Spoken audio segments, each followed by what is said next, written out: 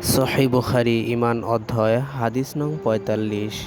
ওমর ইবনুল খাত্তাব রাদিয়াল্লাহু তাআলা আনহু থেকে বর্ণিত, জনৈক ইয়াহুদী তাকে বলল, হে আমিরুল মুমিনিন, আপনাদের কিতাবে একটি আয়াত আছে যা আপনারা পাঠ করে থাকেন। তা যদি আমাদের ইয়াহুদী জাতির ওপর অবতীর্ণ হতো তবে অবশ্যই আমরা সেদিনকে খুশির দিন হিসেবে পালন করতাম। তিনি বললেন, কোন আয়াত? সে বলল, আজ তোমাদের জন্য তোমাদের দিন পরিপূর্ণ করলাম ও তোমাদের প্রতি আমার নিয়ামত সম্পূর্ণ করলাম এবং ইসলামকে তোমাদের দিন মনোনীত করলাম।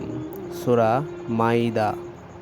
ওমর রাদিয়াল্লাহু তাআলা আনহু বলেন, এটি যে দিনে এবং যে স্থানে নবী করিম সাল্লাল্লাহু আলাইহি ওয়াসাল্লাম এর উপর অবতীর্ণ হয়েছিল তা আমরা জানি। তিনি সেদিন আরাফায় দাঁড়িয়েছিলেন আর সেটা ছিল জুমআর দিন।